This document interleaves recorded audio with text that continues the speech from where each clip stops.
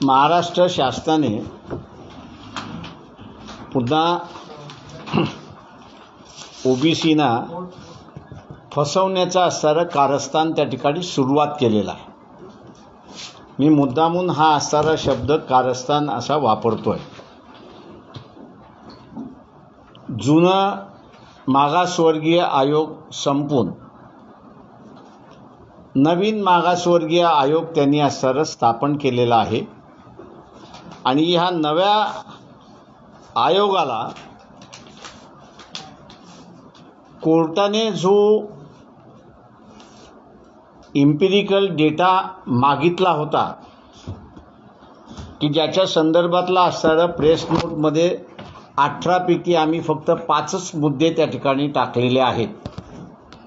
हा empirical data एकंदरीत 18 मुद्द्यांवरती आला पाहिजे अशी अपेक्षा आहे. मागचा अहवाल जो सुप्रीम कोर्टाला सादर करण्यात आला तो काही या 18 मुद्द्यांवरती नव्हता, तर पूर्णपणे थातूरमातूर होता आणि म्हणून कोर्टाने तो कचऱ्याच्या टोपलीमध्ये टाकला अशी असणारी परिस्थिती आहे. नव्या आयोगाचं जे नोटिफिकेशन निघालेलं आहे त्या नव्या आयोगाच्या नोटिफिकेशनमध्ये राजकीय पक्ष, समाज न्याय संघटना ज्या आहेत, ओबीसींसाठी काम करतात अशा संघटना ज्या आहेत, ओबीसींमधले जे राजकीय नेते आहेत त्यांनी असणारा आयोगाला माहिती देण्यात यावी आणि आयोगाची माहिती जमा झालेली माहिती ही पुन्हा सुप्रीम कोर्टाला त्या ठिकाणी सादर केल्या जाईल. मुळात जो अहवाल 18 मुद्द्यांवरती पाहिजे होता त्याच्यामधला नवा मुद्दा जो आहे तो म्हणजे ग्रामपंचायतीमध्ये ओबीसींच्या जागा किती, त्या भरल्या की न भरल्या, त्याच्यापैकी ओबीसी मधल्या creamy layer, non creamy layer असं सुप्रीम कोर्टाने जे कॅटेगरायझेशन केलेलं आहे, निवडून गेलेले किती क्रीमी लेअरच्या कॅटेगरीमध्ये आहेत आणि किती नॉन क्रीमी लेअरच्या कॅटेगरीमध्ये आहेत, किंवा बिहारसारख्या राज्यामध्ये उघडपणे सुप्रीम कोर्टाच्या या क्लासिफिकेशनपेक्षा वेगळे क्लासिफिकेशन त्या ठिकाणी करण्यात आलेलं आहे. पिछडा आणि अतिपिछडा, बिहारची ही कॅटेगरायझेशन जी आहे पिछडा आणि अतिपिछडा ही लोकसंख्येच्या आधारावरती आहे. एखादा समाज हा 10 लाखाच्या आतमध्ये असेल तर तो अतिपिछडा कॅटेगरीमध्ये येतो आणि तो त्याच्यावरती असेल तर तो मग असणारा पिछडा कॅटेगरीमध्ये त्या ठिकाणी येतो. असं जे काही क्लासिफिकेशन आहे की ज्याला सुप्रीम कोर्टाने अजून थांबवलेलं नाही किंवा त्याच्या विरोधात निर्णय दिलेला नाही, तर त्या सगळ्याची असणारी माहिती, नवा मुद्दा की हा क्रीमी लेअर, नॉन क्रीमी लेअरमधनं जिल्हा परिषद, पंचायत समिती, ग्रामपंचायतीमध्ये किती निवडून आले त्याची असणारी एक माहिती द्या. आणि दुसरी माहिती, हा जो लोकसंख्येच्या आधारावरती बॅकवर्डनेस जो ठरवण्यात आलेला आहे त्याच्यापैकी कमी संख्येने असणारे जे समूह आहेत त्या समूहाचे किती प्रतिनिधी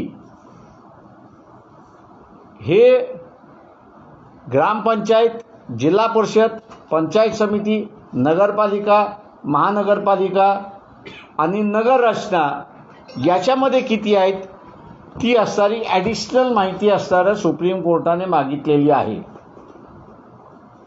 जे नोटिफिकेशन नव्या आयोगाचं आलेलं आहे त्या नव्या आयोगाच्या नोटिफिकेशनमध्ये याच्यापैकी एकही मुद्दा तिथे घेण्यात आलेला नाही.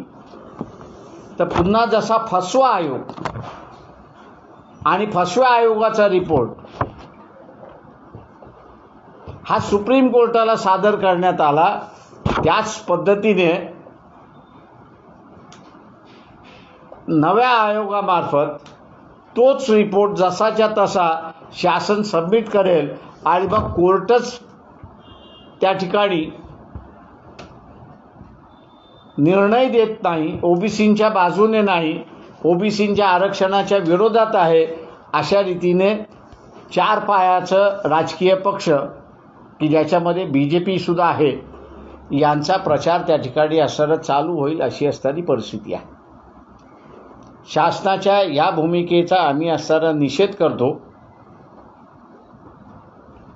आणि सुप्रीम कोर्टाने जी माहिती मागितलेली आहे ती माहिती 18 मुद्दे मंडल कमिशनच्या आधारावरती निघालेले आहेत ते, आणि आता असणारा हा जो नवा मुद्दा रिप्रेझेंटेशनच्या संदर्भात लोकल बॉडीजमध्ये जो सुप्रीम कोर्टाने मागितलेला आहे तो जोपर्यंत सादर केला जात नाही तोपर्यंत सुप्रीम कोर्ट त्यांनी लावलेला स्टे, त्यांनी लावलेली स्थगिती हटवतील असं मला अजिबात वाटत नाही आहे. आज मला वाटतं पुन्हा असणारा सुप्रीम कोर्टामध्ये ती मॅटर आहे. ओबीसीच्या बाजूने निर्णय लागावा अशी आम्ही फक्त त्या ठिकाणी अपेक्षा बाळगतो. सोमवारी वाटतं पुन्हा सोमवारी गेली का? त्याच्यामुळे ही परिस्थिती आहे. त्याच्यामुळे इथलं राजकारण जे आहे ओबीसीनं फसवण्याचं असणारं राजकारण आहे. जसं मराठा आरक्षण मराठा गरीब मराठ्याला असणारं श्रीमंत मराठ्याने फसवलं आहे, तशा रीतीने असणारा हा श्रीमंत मराठा आता असणारा ओबीसीला फसवायला निघालेला आहे अशी असणारी परिस्थिती आहे. ओबीसी म्हणायचं का? नाही, श्रीमंत नाही. आता त्या कोर्टाने ओबीसी हा एक वर्ग म्हणून धरलेला आहे. फक्त कोर्ट अशी माहिती मागते त्याच्यामध्ये की ह्या ओबीसींमध्ये तुम्ही ज्यांना दिलेला आहे, तर का मंडल कमिशनची असणारी एक लिस्ट आहे ती कोर्टाने मंजूर केली होती इंदिरा सायनीच्या केसमध्ये देशभराची. त्याच्यानंतर अमेंडमेंट त्या लिस्टमध्ये करण्यात आलेले आहे. तेव्हा तुम्ही ज्यांचं अमेंडमेंट करून समावेश केलेला आहे तो समावेश योग्य आहे की अयोग्य आहे या संदर्भातला असणारा माहिती सुप्रीम कोर्ट त्या ठिकाणी मागते, आणि ती माहिती माझ्या अंदाजानं राज्य शासनाला द्यायला अजिबात वेळ लागणार नाही. राज्य शासनाने स्टेट इलेक्शन कमिशन आणि स्टेट इलेक्शन कमिशनने जिल्ह्यातले निवडणूक अधिकारी जे आहेत त्या निवडणूक अधिकाऱ्यांकडून डेटा मागितला तर मी असारा म्हणतो की आठवड्याभरात तो डेटा येतो. कारण का गावमध्ये ग्रामपंचायतीच्या निवडणुका येतात, त्या निवडणुका आल्यानंतर तिथेच फॉर्म भरला जातो, रिझल्टही तिथेच भरला जातो, आणि कॅटेगरीचा असणारं जे आहे उमेदवार कुठल्या कॅटेगरीचा आहे याचं त्या ठिकाणी भरलं जातं. त्यांना जे सर्टिफिकेट आणून द्यावं लागतं कास्ट व्हॅलिडिटी सर्टिफिकेट, ती कास्ट व्हॅलिडिटी सर्टिफिकेट त्या ठिकाणी भरल्या जाते आणि त्याच्यावरनं त्या कास्ट व्हॅलिडिटी सर्टिफिकेटवरनं हा कॅन्डिडेट कुठल्या समाजाचा आहे तो आहे आणि तोही डेटा त्या ठिकाणी भरला जातो. फक्त कन्सॉलिडेट करून तो सुप्रीम कोर्टाला देणं हे महत्त्वाचं आहे आणि तेच हे सरकार त्या ठिकाणी टाळते अशी परिस्थिती आहे. साहेब, या सगळ्या मुद्द्यावरती काय होणं अपेक्षित आहे, काय होणं अपेक्षित आहे?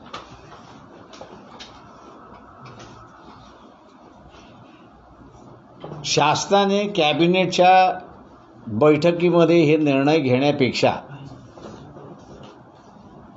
सुप्रीम कोर्टाचे जी अपेक्षा आहे त्या अपेक्षेच्या संदर्भातला असणारं ॲडव्होकेट जनरल जे आहेत आत्ताचे आणि माजी यांच्याकडून स्पष्ट भूमिका वटवून घेतली तर ते कायदेशीर सल्ला कॅबिनेटला देतील. त्यांच्या कायदेशीर सल्ल्याच्या प्रमाणे शासन जर वागलं तर त्या ठिकाणी अधिक उपयोगी असं मी त्या ठिकाणी म्हणतो. हा एक भाग. दुसरा भाग, महाराष्ट्राच्या विधानसभेमध्ये एक कायदा मंजूर केला पाहिजे की सेन्सस ऑफिसला ज्यावेळेस महाराष्ट्र शासन सांगेल की आम्हाला असं अमुक सेन्सस करून पाहिजे, त्यावेळेस ते सेन्सस कमिशननी करून दिलं पाहिजे. हे बिल त्यांनी प्रेसिडेंट ऑफ इंडियाच्या अप्रुव्हलसाठी, मान्यसाठी त्या ठिकाणी टाकलं तर मग ते सेंट्रल गव्हर्नमेंटनी मान्य केलं असं त्या ठिकाणी होतं. आणि मग इलेक्शन कमिशन एकदा त्यांचं काम संपलं की मग त्यांच्याकडे ॲनालिसिस फक्त त्या ठिकाणी राहतं. अशा वेळेस सेन्सस कमिशनला जर महाराष्ट्र सरकारने सांगितलं की तुम्ही आम्हाला एक असणारं बजेट द्या, हा पूर्ण डेटा आम्हाला असणारा सुप्रीम कोर्टाला द्यायचा आहे, मी असणारा मानतो की स्टाफही आम्ही तुम्हाला देतो, लागणारा निधी आम्ही आपल्याला देतो, 2 महिन्यामध्ये सेन्ससचं ऑफिस जे महाराष्ट्राच्या मुंबईमध्ये आहे ते 2 महिन्यामध्ये हा सगळा डेटा महाराष्ट्राला देऊ शकता. आणि सुप्रीम कोर्टात सादर केला तर त्यांनी असणारं त्यांना जो निकष काढून जजमेंट द्यायचा आहे तो निकष काढून जजमेंट सुप्रीम कोर्ट त्या ठिकाणी देऊ शकतं. आंबेडकर साहेब, मागील विधानसभा लोकसभा निवडणुकीमध्ये वंचित बहुजन आघाडीला अपेक्षित असं यश नव्हतं, पण सध्या तुमचे पुत्र आणि युवा नेतृत्व सुजात आंबेडकर मोठ्या सभा गाजवत आहेत. वेळ पडल्यास मी राजकारणात पण येईल आणि वेळ पडल्याचा शब्द महत्त्वाचा आहे ना, आणि प्रचार आणि प्रसार पण करेल असं त्यांचं महाराष्ट्राला दिलेल्या मुलाखतीत म्हणणं होतं. यावर आपली भूमिका काय? अजून त्याचं शिक्षण पूर्ण झालेलं नाही, त्याच्यामुळे महिन्याभरामध्ये तो असं आपल्या युनिव्हर्सिटीमध्ये परत जाईल. पण मोठ्या सभा गाजवत आहेत ते. सभा गाजवणं हा वेगळा भाग आहे, सुट्टी आहे, त्याच्यामुळे काही करू शकतात. तो एक छंद म्हणा. पुन्हा युनिव्हर्सिटी बॅक गेल्यानंतर हे सगळं बंद होऊन जाईल.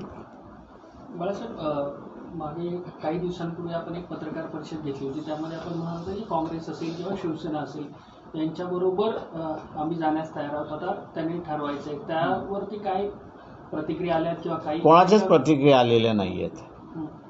तुम्ही भीमशक्ती शिवशक्तीचा फॉर्म्युला मातोश्रीवर पाठवला होता उद्धव ठाकरे. ते मातोश्रीवरती माझं तसं स्टेटमेंट नव्हतं. कपिल पाटील यांचा मला एकदा फोन आला आणि त्यांनी असं म्हटलं की उद्धव ठाकरे भेटायला मागतात. तेव्हा कपिल पाटील यांना असं मी विचारलं कशासाठी, तर ते म्हटले राजकीय स्वरूपाचं आहे आणि कदाचित कॉर्पोरेशनच्या निवडणुकीच्या संदर्भातलं असेल. म्हटलं ठीक आहे, मी येतो. आम्ही मातोश्रीवरती गेलो, भेट झाली, बोलणं झालं.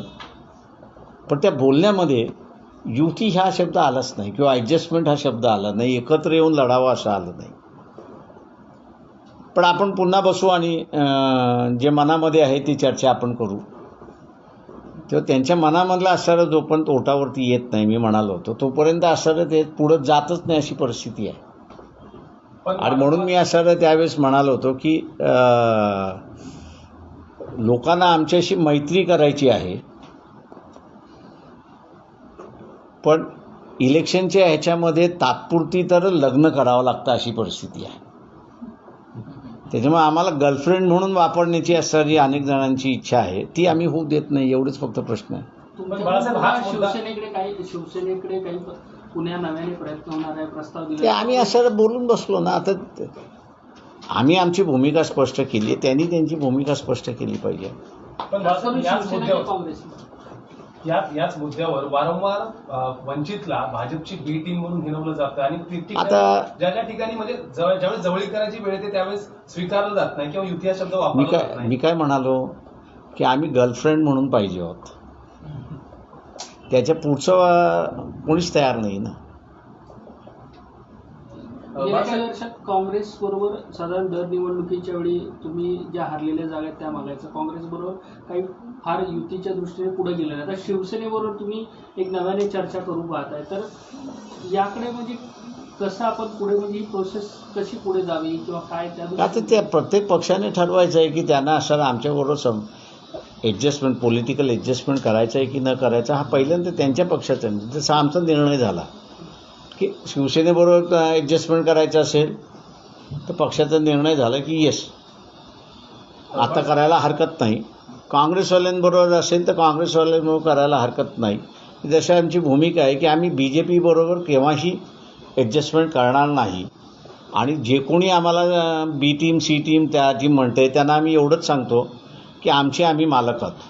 ज्या दिवशी आम्हाला BJP बरोबर जावंसं वाटलं कोणीच आम्हाला थांबवू शकणार नाही. आम्हालाच थांबवलेलं आहे.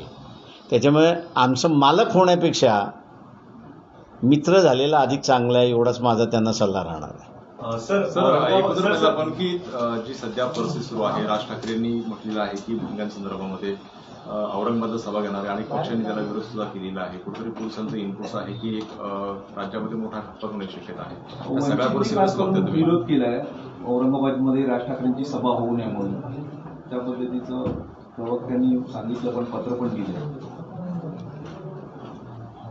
ऑफ द रेकॉर्ड मग मी बोलतो याच्यावरती, पण आमचा त्या सभेला विरोध आहे एवढं मी सांगतो. दंगल होऊ काय विरोधाचं कारण काय? ते औरंगाबाद हे सेन्सिटिव्ह शहर आहे. त्या सगळ्या याच्यामध्ये मुस्कानचा दाखवलेल्या हिमतीला दाद द्यावी म्हणून तिचा जाहीर सत्कार करावा म्हणून आम्ही असणारा पोलिसांकडे परमिशन मागितली. तिच्या हिमतीला दाद देणाऱ्या सभेचं परमिशन त्या ठिकाणी नाकारण्यात आलं. आम्ही कोर्टामध्ये गेलो. कोर्टाने पोलिसांना विचारलं की तुमचं नाकारण्याचं कारण काय आहे, ते काहीच देऊ शकलं नाही. आणि म्हणून त्यांनी आम्हाला सांगितलं की दुसरी अर्ज परमिशनसाठी द्या. मुस्कान आता असणारा परीक्षेमध्ये बिझी आहे आणि त्याच्यामुळे तिच्या परीक्षा संपल्यानंतर आम्ही असणारा अर्ज करणार आहोत. या ज्या मुस्कान म्हणजे बँगलोरची विद्यार्थिनी जी आहे ती, या पार्श्वभूमीवरती तुम्ही एका सभेला परमिशन नाकारताय, मुस्कानच्या सभेसाठी तुम्ही नाकारताय आणि दुसऱ्या बाजूस तुम्ही असणाऱ्या राज ठाकरेंच्या असणाऱ्या सभेला परमिशन देत आहे. तेव्हा माथेफिरूपणा हा कुठल्याही समाजामध्ये केव्हाही होऊ शकतो आणि महिन्याभराचा काळसुद्धा ओलांडलेला नाही. आणि म्हणून आम्ही असं म्हटलं की त्या शहरातली शांतता बिघडू नये म्हणून असणारं राज ठाकरेंच्या सभेला परवानगी देऊ नये. सर यही सवाल हिंदी में भोंग्याच्या भूमिकेवर वंचितची काय भूमिका आहे? बाळ ठाकरेंनी 40 वर्षापूर्वी सुद्धा भोंग्यांच्या विरोधात भूमिका घेतली. सुप्रीम कोर्टाने आता असणारा निर्णय त्या ठिकाणी भोंग्यांच्या संदर्भात दिलेला आहे की तुम्ही लावू शकता,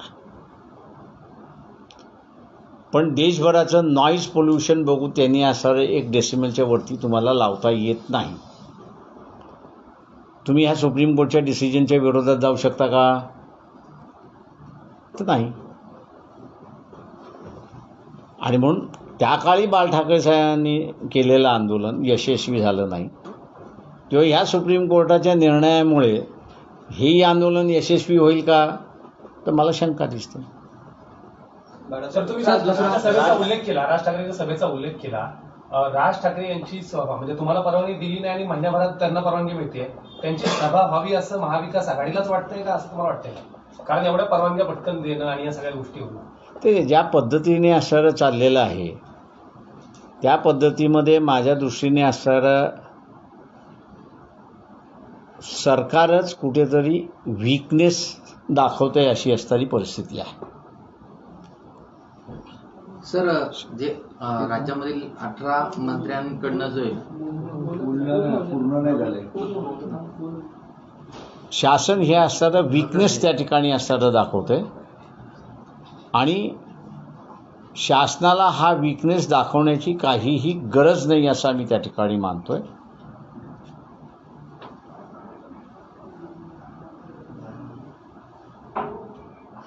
शासन म्हणूनच त्या ठिकाणी असणारं राहिलं पाहिजे. शासनावरती बसलेले मंत्री हे काही अमरपट्टा बांधून आलेले नाहीत. तेव्हा मंत्र्यांनी आणि मुख्यमंत्र्यांनी एक लक्षात घेतलं पाहिजे की त्यांच्या कारकिर्दीमध्ये किती दंगली झाल्या किंवा झाल्या नाहीत याचा रेकॉर्ड केला जातो. कदाचित असंही म्हटलं जाईल मी आता मंत्री झालो, आता पुन्हा माझं काही नाही आणि माझा काय संबंध आहे. हे जरी खरं असलं तरी फ्युचर जे आहे हे पास्ट नेहमीच बघत असते आणि त्याच्यामुळे कदाचित ह्या पिढीला नाही, येणाऱ्या पुढच्या पिढीला बरीच बंधनं लागतात अशी असणारी परिस्थिती आहे. त्याच्यामुळे याचा विचार करूनच राजकीय पक्ष आणि तिथले मंत्री यांनी विचार केला पाहिजे अशी असणारी परिस्थिती आहे. नाही तर काँग्रेसची जशी परिस्थिती आज झालेली आहे तशी सत्ताधाऱ्यांनी आपली परिस्थिती करू नये एवढीच विनंती आहे. सर, यही सवाल हिंदी में कि राज ठाकरे जो औरंगाबाद में रैली करने वाले हैं उसका विरोध वंचित बहुजन आघाड़ी क्यों कर रही है? महीने भर पहले हम लोग ने कर्नाटक की विद्यार्थिनी जो है मुस्कान कि जिन्होंने दिलेरपन दिखाया, सरकार के खिलाफ आवाज़ उठाई, नकाब के खिलाफ, और हम लोग ये चाहते थे कि उनका ये जो दिलेरपन है, उनकी जो हिम्मत है, उनकी जो ताकत है, इसका कहीं ना कहीं तो भी समाज ने स्वीकार करना चाहिए और उसके इस दिलेरपन का जो है इस सत्कार के रूप में लोगों ने स्वीकारना चाहिए. इसलिए पुलिस से हमने कहा कि औरंगाबाद में हम लोग करना चाहते हैं. पुलिस ने इसको मना कर दिया. कोर्ट में हम लोग गए तो कोर्ट ने पूछा कि भैया इस दिलेरपन के अगर कोई प्रोग्राम कर रहा है तो आप इसको रोक क्यों रहे हैं. पुलिस के पास कोई जवाब नहीं था. तारीख निकल गई, इसलिए कोर्ट ने हमसे कहा कि दोबारा अर्जी कर दीजिए. लेकिन मुस्कान की एग्जामिनेशन की वजह से उस कार्यक्रम को हमने पोस्टपोन किया है.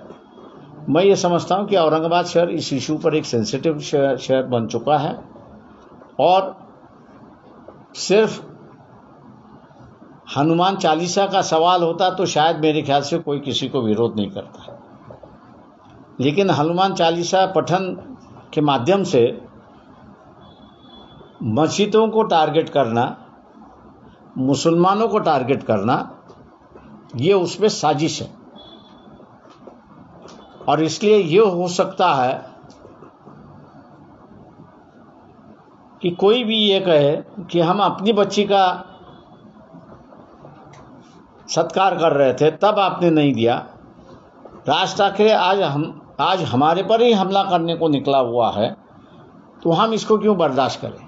और इसलिए हम लोग ने भूमिका ली है कि औरंगाबाद शहर ये सेंसिटिव शहर है, इस सेंसिटिविटी को बढ़ाना नहीं चाहिए और इसलिए राज ठाकरे से कहना चाहिए कि औरंगाबाद की जगह और कहीं भी वो मीटिंग ले ली. और इसलिए हम लोग ने वहाँ की मीटिंग को उसके विरोध किया है. सर, सुप्रीम कोर्ट का जो तय डेसिबल है, आपको लगता है कि सारे मस्जिद जो हैं उसे फॉलो करना चाहिए? जो सुप्रीम कोर्ट ने कहा है कि आवाज इतना ही होना चाहिए उसको. देखिए, फॉलो करना नहीं करना मस्जिदों का सवाल है. फॉलो नहीं करते तो पुलिस है. कानून हम लोग अपने हाथ में नहीं ले सकते. सवाल जैसा ये है कि आज हम लोग यहाँ से छेड़छाड़ी करेंगे, दूसरा ये कि शादियों में जो बचता है उसका डेसिमल तो कहीं हाई होता है. तो मैं ये मान के चलता हूँ कि कोई किसी के खिलाफ जाना नहीं चाह रहा है. मतलब ये मान के चल रहे हैं कि भैया नॉइस पोल्यूशन है, नॉइस पोल्यूशन बढ़ता भी है उसमें, लेकिन बर्दाश्त करने की लोगों की एक सीमा है. लोग उसको बर्दाश्त कर रहे हैं, लेकिन उस पर कई लोग अभी राजनीति करना चाहते हैं. मैंने जैसे पहले भी कहा कि 40 साल पहले बाला साहब ठाकरे ने भी इस इशू को उठाया था, लेकिन जहाँ कोर्ट ने ही कहा कि भैया आप लाउड स्पीकर बजा सकते हो, तो मेरे ख्याल से ये इशू अभी क्लोज हो चुका है. इस पर कोई बहस नहीं हो सकती, ऐसा मैं मानता हूँ. बाळासाहेब, गेल्या काही दिवसापासून ज्या पद्धतीने धार्मिक तेढीचे प्रकार राज्यामध्ये सुरू आहेत, भोंग्यांचा वाद आहे, हनुमान चालिसेचा वाद आहे, या सगळ्यामध्ये कुठेतरी आवर घालण्यात किंवा कायदा सुव्यवस्थेची परिस्थिती ठेवण्यामध्ये गृह खातं अपयशी ठरते असं वाटतंय? ते मला वाटतं मी गृह खात्याला अजिबात मी जर दंगल करायचं ठरवलेलंच असेल, म्हणजे मी जसा त्यावेळेसच्या फिदाईन संदर्भात म्हणत होतं, त्या फिदाईनने ठरवलेलं आहे की मी आता मारणारच आहे.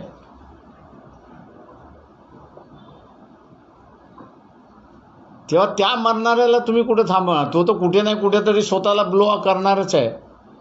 आणि मी मारताना माझ्याबरोबर 100 लोक घेऊन मारणारच आहोत.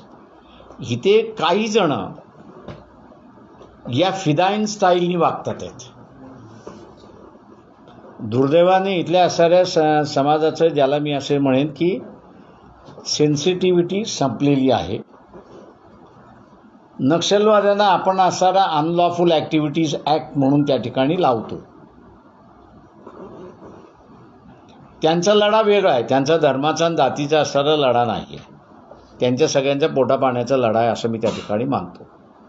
पण इथे आम्ही धार्मिक तेढ निर्माण करणार नाही, होऊ देणार नाही, करणार नाही असं घटनेमध्ये लिहिलेलं असताना सुद्धा हे शासन माझ्या दृष्टीने अनलॉफुल ॲक्टिव्हिटीजचा कायदा लावत का नाही? तुम्ही नक्षलवाद्यांच्या विरोधात पाहिजे तेव्हा तुम्ही लावता. मग ह्या धार्मिक संघटना किंवा राजकीय संघटना धार्मिक इश्यू घेऊन दंगली भडकवण्याचं असणारं कामकाज करतात. त्यावेळेस या अनलॉफुल ॲक्टिव्हिटीज होत नाही का? आणि त्या अनलॉफुल ॲक्टिव्हिटीज जर होणार असतील तर मग आपण त्यांना असणारा अरेस्ट का करत नाही? प्रिव्हेंटिव्ह डिटेन्शन का करत नाही? हे शास्त्राने उत्तर दिलं पाहिजे असं मी त्या ठिकाणी मानतो. सर, इसी से जुड़ा है कि जिस तरह से पत्थरबाजों के खिलाफ जो बुलडोजर चलाया जा रहा है कई राज्यों में, उसको लेकर क्या कहेंगे? उस कार्रवाई को कैसे देखते हैं? देखिए, सवाल ऐसा है कि अभी मेरे ख्याल से कल आप दिल्ली की बात कर रहे हो. जी, सुप्रीम कोर्ट ने इसमें, जहाँ तक मेरी जानकारी है, सही है ऐसा मैं दावा करूँगा, लेकिन 11-12 के बीच में जो है सुप्रीम कोर्ट ने स्टेटस को की ऑर्डर दी थी. वहाँ पे अधिकारी होगा तो अधिकारी ने अपने अधिकारी को कम्युनिकेट किया होगा. वहाँ की कार्रवाई जो है वो 1:30 बजे तक चली, ऐसी टीवी अखबारों से दिखाई देता है. मैं मानता हूँ कि ये अब सुप्रीम कोर्ट की जिम्मेदारी है कि जो अधिकारी दोषी है उस पर सीधी कार्रवाई होनी चाहिए. कोई बहस नहीं होना चाहिए, कोई कमीशन बैठना नहीं चाहिए. आपके पास टाइमिंग होता है कि कितने बजे आपने ऑर्डर दी, डिक्टेट की, कितने बजे कम्युनिकेट हुई जो ऑफिसर वहाँ पर उपस्थित है उसको, और उसने कितने बजे कम्युनिकेट की है. अगर नहीं कम्युनिकेट की तो उस पर कार्रवाई होनी चाहिए. अगर कम्युनिकेट करने के बाद जिस अधिकारी ने उसको रोका नहीं है उसके खिलाफ कार्रवाई होती है तो मैं मान के चलता हूँ कि लॉ इस देश का चलेगा, कानून इस देश का चलेगा. नहीं तो अगर बेछूट अगर हम लोग कहेंगे कि भाई नज़रअंदाज कर लो, तो आज एक चीज़ को अपने नज़रअंदाज कर लिया, कल दूसरे चीज़ों नज़रअंदाज होगा, लॉ एंड ऑर्डर पूरी तरह से बिगड़ जाएगा. सुप्रीम कोर्ट ने इस बात को ध्यान में रखना चाहिए कि पूरा जम्मू एंड कश्मीर नहीं जल रहा है. 3.5 डिस्ट्रिक्ट है कि जो इफेक्टेड है, लेकिन वो 3.5 डिस्ट्रिक्ट ने पूरे देश के नाक में दम ला के रखा हुआ है. अगर ये परिस्थिति अगर सुप्रीम कोर्ट चाहती है कि देशभर ना हो तो अपने अधिकार का इस्तेमाल करना अच्छा हो या बुरा हो, लेकिन अधिकार का इस्तेमाल उन्होंने करना चाहिए. यही हमारे को अपेक्षा है. त्यांच्यावरती उपचारावरती 1,40,00,000 रुपये खर्च करण्यात आलाय. तो खर्च राज्य सरकारच्या तिजोरीतून वापरला गेलाय कोविड काळामध्ये. आर्थिक अडचण असताना राज्यामध्ये अशा प्रकारच्या गोष्टी RTIच्या माध्यमातून बाहेर आलेल्या आहेत. ते तुम्ही एखादी सोय जर दिली असेल त्या मंत्र्याला आणि तो त्याच्यावरती खर्च झाला असेल तर त्याच्यामध्ये गैर आहे असं आपल्याला काही म्हणता येत नाही. राज्यामध्ये कोविडची परिस्थिती होती, तसंच राज्यामध्ये निधीही होता. त्याच्यामुळे राज्याला निधी वापरण्याच्या संदर्भात अधिकार जसा आहे तसा तो मंत्र्यावरती सुद्धा त्याच्या कोविडच्या परिस्थितीमध्ये वापरण्याचा अधिकार आहे. त्याच्यामध्ये मी तिथे गैर काही मानत नाही. सर जर आपण पाहिलं तर मग मनसे आता 3 तारखेला मनसेने अल्टिमेटम दिला आहे राज्य सरकारला भोंगे उतरण्याचा. मात्र 3 तारखेला मनसे भोंगा नावाचा एक चित्रपट जो आहे तो प्रदर्शित करते थिएटर्समध्ये. भोंगा अजान हा विषय धार्मिक नसून सामाजिक आहे असा हा चित्रपटाचा सार आहे. एकंदरीत त्याची लाईन आहे ती. तो चित्रपट तुम्ही बघायला जाल का? मी फार कमी चित्रपट बघतो, त्यामुळे असे चित्रपट बघण्यात काही अर्थ नाही आहे. बाळासाहेब, भोंग्याला विरोध करायचा आणि भोंगा चित्रपट प्रदर्शित करायचा हे कसं बघताय तुम्ही? ते माझं म्हणणं असं आहे की शासनाची ही जर भूमिका झाली असेल की भोंग्याच्या माध्यमातून असणारा दंगल होणार असेल तर माझा सरळ सवाल आहे, तुम्ही असं प्रिव्हेंटिव्ह डिटेन्शनचे जे कायदे आहेत ती का वापरत नाही? तुम्ही का दंगल होऊ देताय? आणि जर दंगल होऊ देणार असाल तर तुमच्यामध्ये आणि राज ठाकरेमध्ये फरक काही आहे? सर एक चीज ये भी